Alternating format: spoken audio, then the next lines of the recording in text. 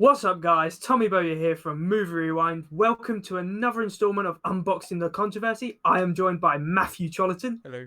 and today we will be talking about Justice League. So, without further ado, let's get into it. I'm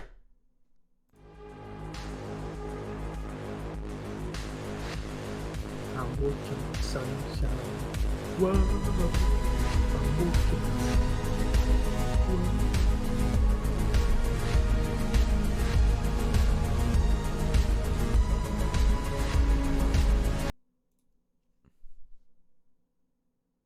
So, Justice League, probably one of the most controversial comic book films released in recent years.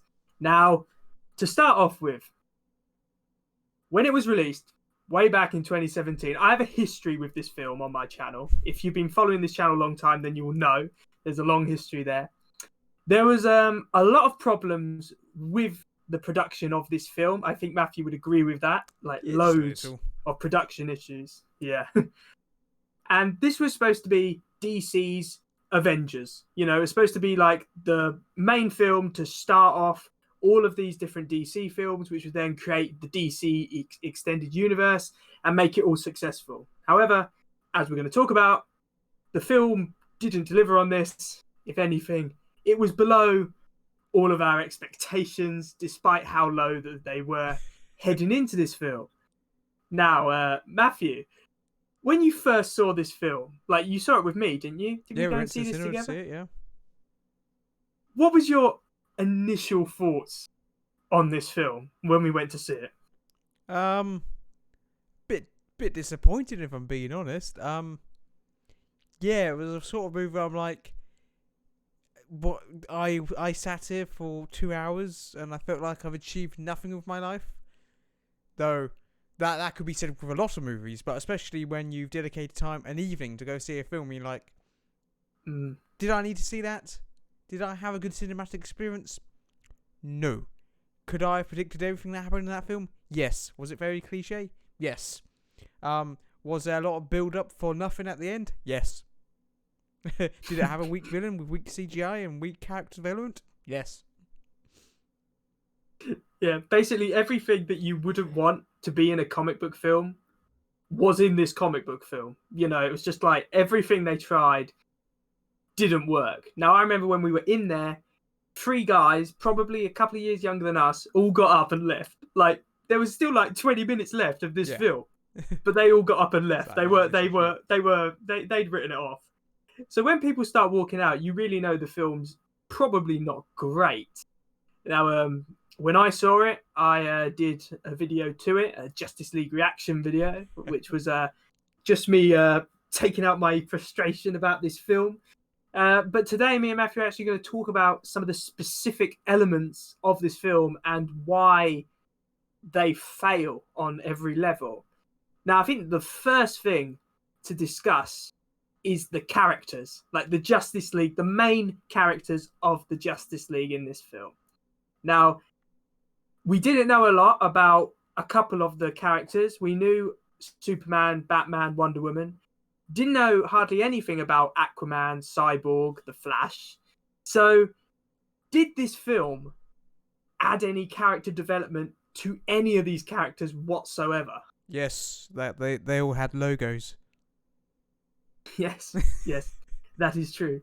A very important part. Get that marketing sorted. Make sure you have a logo, trademark. But apart from that, no. No. I think just looking, for instance, Ben Affleck as Bruce Wayne and Batman, probably the main character of this film, technically. Now, I actually liked this version of Batman in Batman vs. Superman. It's probably one of the best elements of that film, a more darker Batman. In this film, I felt they really destroyed his character. Like, he's turned into this jokey, kind of quippy, you know, I can't see this Batman, this dark Batman, having all these light-hearted jokes. I think one scene I remember specifically is when Alfred said, "Oh, we missed the days when your biggest fear was tackling wind-up penguins." And it was like, I can't see that Batman going up against something which Adam West would probably go up against. I just, you know, I can't see that happening. And obviously Ben Affleck weren't happy with this film because he's not appeared as Yeah. Batman He since. left afterwards. So Now, yeah. Ben Affleck, I thought he had so much potential to be a good Batman, but then they squandered him and just made him tried to make him more of a joke. I don't know. mm, I guess tried to make him more like Tony Stark in this film. I'd say, as you know, the rich yeah, that's a billionaire good who point. That's a who good point. funds the team and shit. That's a good point. But it well, with Tony Stark, it was always established in the MCU. Like that's Tony Stark's character. With this film, Batman was never established as the quippy, jokey type billionaire. No. He was a darker, a really damaged Batman. So yeah, I think they just destroyed his character in this. As for the other characters, Wonder Woman, pretty inoffensive. You don't learn anything new. Nothing's taken away. It's just kind of she's there. Yeah, but that was because Wonder Woman was meant to have a sequel that was meant to boost her character development, so we knew even more about her character. Apart from that didn't happen in Wonder Woman 84 either. That was a complete shit show as well. I have not seen that film yet because it's on. I've heard the reviews are bad. I know, I've heard that.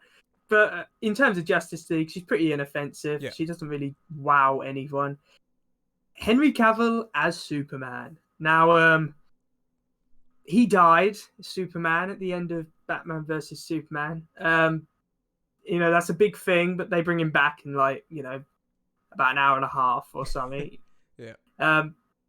Your opinions on Superman in this film? Superman. Was it any good?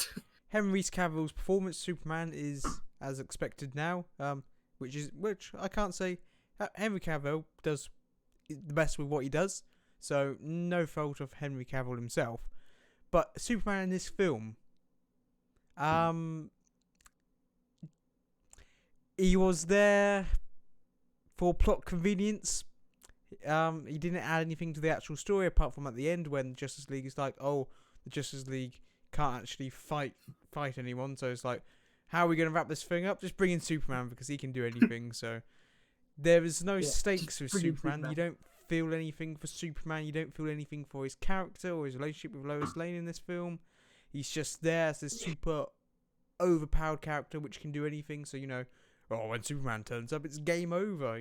So it's yeah. And I know Superman is a difficult character to use because obviously he's so overpowered. So it's hard for stakes to feel real when Superman's involved. But as you said, he's not. He doesn't have any development. He comes back from the dead. That's kind of brushed over. Like, don't worry about it. He's fine. And then they, as you said, they just bring him back for the finale. The other three characters, new characters, Aquaman, Cyborg, and the Flash, are all pretty lackluster in my opinion. Aquaman probably stands out the most, but that's probably down to Jason Momoa's charm and performance more than Aquaman as a compelling character. The Flash is pretty forgettable. I think they try and make him like Tom Holland's Spider-Man in terms of like he loves Bruce Wayne and he wants to be close to Bruce Wayne, but I just don't think it works. And Cyborg, well, the actor's trying to sue the studio, so he's a fantastic character. Did any of these characters like stand out to you at all, or were they all pretty? I really want to see more of the Flash. I wanted him to have something exciting and have quite a good character arc, but he didn't really have a character arc at all, apart from I like Bruce Wayne because he's Batman, and that was just about it. They didn't really tap into his powers all often. I thought his character was just wasted, and he didn't do much in the video, in the movie, should I say? Which as a major fan of the Flash, I was disappointed. And then there was, of course, and people thought, oh no, they're just introducing him because he's gonna get his own movie in 2 years' time. And I'm still waiting for them to find the director and the script for it, but I'm still hoping. I'm still hoping for a Flash movie. They were meant to be doing a Flashpoint movie with Ben Affleck next, but then that's gone down the pot as well. apparently Michael Keaton's coming back as Batman in the Flashpoint film as well. Everyone's coming back. It's like Spider-Man 3. Everyone's coming back. Everyone's getting a cameo. Part of them, they're actually filming it and have a script Yes. and a director. Yes, that is true. They actually got their stuff together. And leading on from that and direction and all that, the story. Now, what the actual film... A film is only as good as the story that it has. And the story in this film, in my opinion, is just typical comic book film, like what you'd expect from a comic book film released in the 2010s. The villains have to try and get certain things, and they need them and use them all together in order to create some kind of, I don't really know, to be honest, some kind of army, or bring about an apocalypse or so. Yeah, it's very. They got to find the cubes. Like, it's a pretty forgettable story. They got to find the cubes. The main villain is terrible.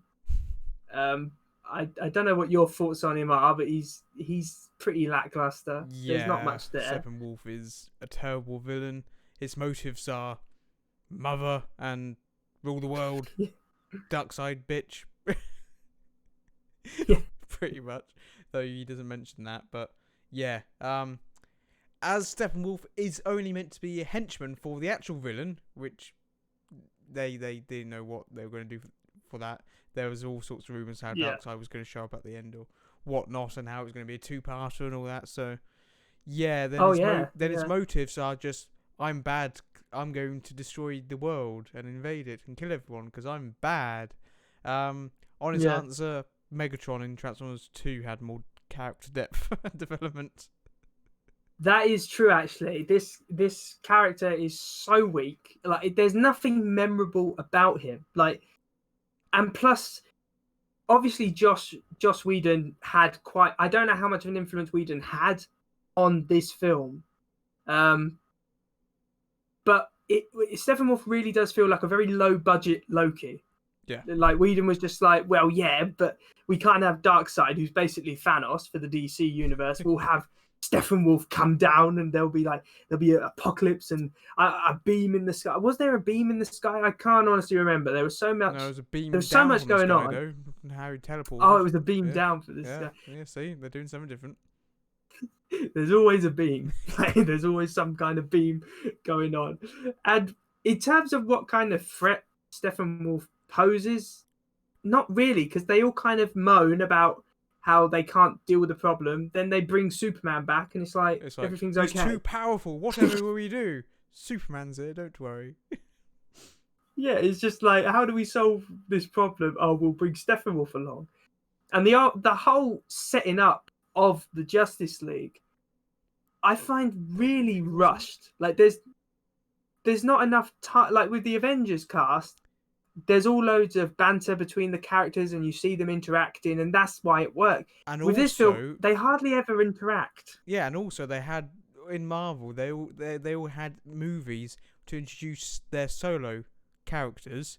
So therefore, when you're able to introduce the arc where they're all mixing together and bonding as a team, it feels more natural and more like a natural progression. Whereas you've seen the characters for the first time, you're like, oh, hi, who are you? Oh, you're meant to be all trying to fit in and work together now. Oh, that's nice. Yeah, none of them really. They're all kind of. I always think they seem to be like not working as a team. They're all working on their own. Yeah. Like, until like the last battle, then it's like, oh yeah, we're all a team now. Let's get on with it. We're a team, don't you worry. But I don't know. The stakes make it feel like some of the characters don't like. For instance, when Steppenwolf's, at the final battle and all that, I see Batman as pretty useless. Like, what can he do? Like, he doesn't do a lot. He drives around in his Batmobile and gives characters a lift. Like, but that's it. Yeah, I don't understand what value he has. They all bounce around and kill the minions, but that's about it. And the minions aren't exactly interesting either. I mean, they're just CGI. That's all this is, CGI. And that actually leads on to the next point about the CGI in this film. Ooh. Now, this film actually had a pretty decent budget, and it was released in 2017. 300 million? Exactly. So you would expect, if the story's not good, you would expect at least that the effects would be good. However, they did not deliver on this one bit. Uh, so many people. There's so many examples. Henry Cavill's fake upper lip in this film because he had a moustache and he couldn't shave it off. Yeah. So when they reshot it, they did that. That looks just absolutely terrible. Absolutely trash. And I would actually like to know how many scenes were reshot, because obviously Zack Snyder stepped down as director, I think halfway through this film. So Joss Whedon took It over was more than and halfway basically, through. well, it like 3/4, 2/3 through. It was, and Joss Whedon took over. But I do really feel like you noticed that Whedon, I think, had quite a lot of influence over the final product, because this film isn't really dark. Like, there's a lot of like oranges in it. Like the final battle's all orange for some reason. Yeah. It's like Whedon's trying to do his style in a Zack Snyder established universe, and it's not really working. Was also that sort of order came from the higher ups of Warner Brothers as well, of how they forced it to have a 2-hour runtime, how then they said they wanted it to be more optimistic and change the style. So that also came from upper management as well. True, but this I don't think it works, because it doesn't seem like a sequel to Batman vs Superman. It seems like a complete different universe, and the CGI is just, Steppenwolf is almost 100% CGI. He looks dated. He looked dated when it was released, to be honest. He looks even more dated now. Yeah. Films were doing better CGI back 10 years ago. And it reminds me of like a PlayStation 2 cutscene. That's how bad it was. Yes, that is true. It really... Let me put it this way. Green Lantern's special effects are better than this film's special effects. I would actually say that. Yep. Because, at least they are cheesy. But they know they're cheesy. With this film, it's like, oh, look at these. They're fantastic. And it's like, no. These films are not fantastic. They're very, very cheap. How does this film, we've already discussed it a bit about the tone changes and that, does this film effectively deal with universe building? Like building up the DC extended universe? Because this was supposed to be the film which started, branched out to all these different films. Like they were announcing 10 different films, weren't they, at one point? All these films that they were hoping to release. Does it actually build on any of that, or is it just we don't know what we're doing? More like it stopped the universe build in this film. Does it build on anything? No. It, like I said, it doesn't add anything to the characters. It doesn't really add anything to the universe apart from bad guy come from space. So I suppose there's that. Space. Bad guy, people from space come to Earth and blow up Earth. Damn you, space. Yeah, that's the only thing to do with that. It adds is potential of there's life out there. Ooh, and dark side is real because you see a symbol. Ooh. But doesn't expand on any of the characters. Doesn't really expand on the wider universal lore of the DCU either. It's just a quick bad guy comes from space. Bad guy says, "I'm going to destroy Earth." Good guy says, "Oh no, we can't fight him. He's too powerful." Then, big MacGuffin, Superman turns up. Bam, job done. Yeah, that's a really good analysis of what they do. Yeah, I always think it's a thing with DC films. I remember in Batman vs Superman, they had that end scene with Lex Luthor, and you could see he says the darkness is coming and all of this, and that's basically what they do with this film as well. It's just oh look, Steppenwolf's level 2 boss. We're getting to level 3 boss. We're getting there. Yeah. But this was supposed to be a 2-part film originally. I don't understand how this could be a 2-part film. Avengers Infinity War and Avengers Endgame, that's a 2-part film. I know they're two, but they are, they're a 2-part film. With this film, I don't really know how they could have directly gone to the next film, because it kind of just ends. Just oh well, it's over. Bye. Well, I think the original plan was Darkseid was meant to actually be in this film. Or the second part, should I say? I know they were building up the Darkseid.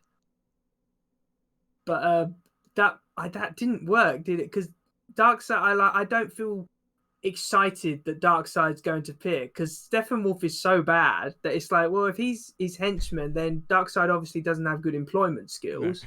if he sent that guy down to kind of kill everything. Plus, if I think Darkseid wants the cubes to take over the world or end the world. I'm Yeah, something like assuming. that. So he sent. So basically, all I can think in the second film is Darkseid comes to take the cubes. So it's just the same film, but with Darkseid Looks like I have instead to, of won't we? instead of yeah, it's just it's got so many parallels to the Avengers. If they just didn't put any effort into it whatsoever and just rushed it out and said, "Okay, it's done. Buy some tickets, get some money." Yeah, good idea. Honestly, this film. A part of me would say this film is not controversial because I think everyone knows it's bad. There are a couple of DC fans out there which actually praise this film and say, "Oh, it's unique." I've heard people say it's unique. Why it's unique, I have no idea. But this film adds nothing to the DC extended universe. I'm pretty sure it just signed its death note, to be honest. yeah, pretty much. Because after this, basically every other film, Shazam, Aquaman, basically ignores the events of this film and kind of just carries on as if nothing else happened. And DC, they seem to be doing all right at the moment. I mean, they've got just some strong independent films coming out. I mean, they look strong. Oh, the Batman looked strong. Oh yeah, but that's not in the DCU though at all though. I know, that's what I mean. That DC have got some strong independent films out. I know what you mean. Like when Joker, when it's and not the Batman, yeah, Wonder Woman 84. When it's not, hang on. Yeah, oh no. No, when it's DCU, not connected, when it's not connected with characters from the DCU, it seems to be all right. Yeah, they make brilliant films when it's not connected to this DCU. It's like it's cursed. Yeah. Well, it is. It was a very it weren't well thought out. They were just like, we want to make, basically Warner Bros. Executives met up for coffee one day or something, and they were like, we want money. Look how much money Marvel's making. Let's just do that. And probably when someone said, yeah, they took like 5 years setting it up, they're like, no, we want that kind of money now. Marvel's already done the building work for superhero movies. We can just come in and just come in and take the money because, audiences aren't that fixed, surely. Let me put it this way. The Godzilla and King Kong monster universe is more established than the DCEU. It really is. They do better universe building than this film. Yeah. Honestly, I'm kind of glad Justice League got made because now we don't have to sit through any other DC extended universe films, except for Birds of Prey and Shazam, like the odd one, which proves that it's a dead horse basically, and not going anywhere. So, in conclusion, I would say Justice League, not a very controversial film. Some people like it. I think they defend it because they feel they have to. However, in my opinion, it has incredibly poor characters, storyline, as well as abysmal CGI effects, which they really should be ashamed of. And I'm glad they didn't do a part 2. Let me put it that way. Matthew, final thoughts on this lovely film? My final thoughts on Justice League.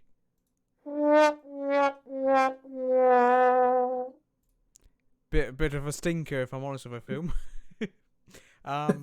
Yeah, it's a film that I've not rewatched since I saw it in cinemas. It's a film that just made me think, just sit there and go,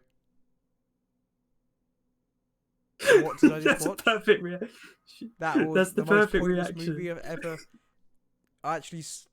I ever made. I actually somewhat enjoyed it. I'll be honest, I did enjoy watching Batman vs Superman for like the action, the spectacle, and a bit. But this film, no, I didn't enjoy it at all. I didn't enjoy the action, the fighting at the end because it was just predictable, cliche, and just it had no story whatsoever. That even made me think, oh yeah, that's how it works. It's just No, like, I think oh, yeah, no, isn't that obvious? I think you're absolutely right. I think I think because Zack Snyder has a really distinct directing style. Yeah, So even if like films like Batman vs Superman are not fantastic, his directing really keeps you invested in that film yeah, because you get lovely shots and a great tone. and a lot of that was Because he weren't, distorted from his vision anyway. Of yeah, shots, and the because colours, the flow editing of the film and all that stuff. oh yeah, I mean I've seen this is once again talking about Batman vs Superman. I've seen the director's cut or the Snyder version or whatever they call it. That's a much better film than the theoretical version Though, because what we do need to do is come back and revisit this topic when Snyder's cut is actually released this year. oh yes, that's very true. A 4-hour film apparently. Zack Snyder's said, So and we'll need to everyone, revisit this topic. a lot of the DC cast have also really trying to sell this Snyder cut of Yeah, the film. So it'd be interesting to see what Snyder's actual royalties, vision boy. was for this film because I'm sure if it turns out it's good, then everyone will blame Warner Bros. Executives, which of course they should, Okay. because in the end they're the ones with the money. They make the decisions, and if they try and crowd a director and don't let them do what their vision is, then most often you don't get a very good film. So I would just like to say, because this video is coming to an end, Yes. and so is this series. Unboxing the Controversy, 5 installments. It's coming to an end now because we're running out of films. I think Matthew will probably disagree with me. We're running out of films which are really controversial for this series. So I've decided to end it. It's had a great 9-month reign with 5 installments, but it's coming to an end. However, don't worry, because I'm still hoping to do discussions with Matthew Yes. more regularly than ever before. We're hoping to do at least once a month, and it'll be on a range of topics. We've already got one planning for Godzilla versus Kong, Yes. who will win discussion, haven't we? Yes. Which will be an interesting discussion. I'm actually going to do some research before that so I can beat Matthew at his own game. Save Morpher. I've seen those memes. They're good. They're good memes. Yes. If they end it like that, that'd just be funny. So anyway, I hope you enjoyed this video and unboxing the controversy more generally. If you'd like to see Matthew's involved in discussions more, then please give this video a like. If you don't want him to be in discussions more, I completely understand because I have a big ego and I like being alone anyway. I'm joking, of course. Or am I? So anyway, thank you guys for watching, and we will see you in another discussion. Goodbye. Goodbye.